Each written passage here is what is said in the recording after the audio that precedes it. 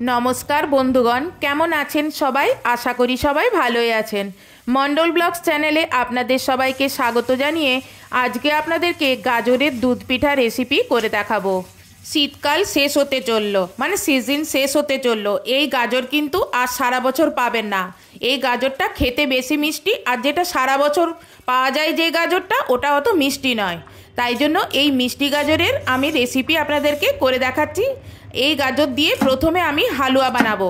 তাই জন্য 1 কেজি গাজর নিয়েছি, তার মধ্যে একটা গাজর সরিয়ে রেখেছি আর বাকি গাজরগুলো আমি জল দিয়ে পরিষ্কার করে স্কিনটা ছুলে নিয়ে এই রকম ডুমো ডুমো করে প্রথমে কেটে নিলাম। গাজরের হালুয়া করতে হলে গাজরটাকে কুড়িয়ে সবাই করে, কিন্তু আমি গাজর না কুড়িয়ে কিভাবে হালুয়া বানাই দেখুন। এর জন্য লাগবে সাথে খোয়া ক্ষীর 250 গ্রাম আর কিছু আমন্ড কাজু আর আগে থেকে জাল করে রাখা ঠান্ডা দুধ বড় কাপের হাফ কাপ নিলাম। হালুয়া করতে হলে প্রথমে গ্যাসে একটি প্রেসার কুকার বসালাম, তার মধ্যে 1 চামচ ঘি দিলাম। ঘি দিয়ে ডুমো ডুমো করে রাখা গাজরের পিসগুলো দিয়ে দিলাম, দিয়ে এগুলোকে কিছুক্ষণ ধরে ভাজতে থাকলাম। জাস্ট একটু ভেজে নেব, মানে গাজরের একটু যে হালি হালি গন্ধ আছে সেটা জাস্ট চলে গেলেই হয়ে যাবে ব্যাস। তারপরে ওই যে জাল দিয়ে রাখা যে হাফ কাপ বড় কাপের হাফ কাপ দুধটা রেখেছি সেই দুধটা এই প্রেসার কুকারে দিয়ে দেব, দিয়ে একটা ঢাকনা লাগিয়ে একটা সিটি মারবো। ততক্ষণকে ওদিকে যে আমন্ড আর কাজুগুলো দেখিয়েছিলাম সেইগুলো ছোট ছোট করে প্রথমে পিস করে নেব আর কিছু যে কাজু গোটা গোটা রাখবো গার্নিশিংয়ের জন্য। এবার এগুলোকে প্লেটে তুলে রাখলাম। দেখুন প্রেসারে সিটি পড়ে গেল একটা। এবারে এটা ঠান্ডা করে এর ঢাকনাটা খুলে ভেতরের গাজরগুলোকে ম্যাশারে করে পিষে নেব এইভাবে। দেখুন আমাকে একটুও কিন্তু কুড়াতে হলো না। এবারে আমি আমার পছন্দ মতন হাফ বাটি চিনি দিলাম আর সাথে 10 থেকে 12টা কেশরের ধাগা দিলাম। তাহলে কি হবে বলুন তো, রঙটা আরও একটু হালকা কেশরের যেরকম রঙ হয় হলুদ হলুদ সেই রকম রঙ হবে। আর যে 250 গ্রাম খোয়া ক্ষীর ছিল এটা আমি বাজার থেকে কিনেছি, তাই জন্য এইরকম শক্ত। আপনারা বাড়িতে বানিয়ে নেবেন তাহলে এত শক্ত হবে না। এটা এই সময় গাজরের জল থাকতে থাকতে এই সময় এটাকে দিয়ে দিতে হবে, তাহলে কি হবে বলুন তো, তাড়াতাড়ি এটা নরম হয়ে যাবে। এবার এতে হাফ চামচের মতন এলাচ গুঁড়ো দিয়ে দিলাম, দিয়ে এটা ম্যাশারে করে ভালো করে আরেকবার এটা মিশিয়ে নিলাম। ওদিকে অন্য উনুনে গাজরের জলটা মরতে থাকলো আর এদিকে একটা ছোট বাটি বসিয়ে তাতে 1 চামচের মতন ঘি দিয়ে কাজু আর আমন্ডগুলো এখানে প্রথমে ভেজে নেব। দিয়ে এইগুলো ভাজা করে ওই গাজরের জলটা যখন মরে আসবে তখন ওর মধ্যে এগুলো ঢেলে দেব। দিয়ে এগুলো মিশিয়ে নিয়ে শুকনো করে গাঢ় করে নামিয়ে নিলেই তৈরি হয়ে গেল গাজরের হালুয়া। দেখলেন তো গাজর না কুড়িয়েও গাজরের হালুয়া তৈরি করা যায় কত সহজে। এবার ওপর থেকে যে কাজুগুলো রেখেছিলাম সেই কাজুগুলো গার্নিশ করলেই তৈরি হয়ে গেল গাজরের হালুয়া। আমার মতন একবার এভাবে গাজরের হালুয়া বানিয়ে খেয়ে দেখবেন, নিশ্চয়ই ভালো লাগবে।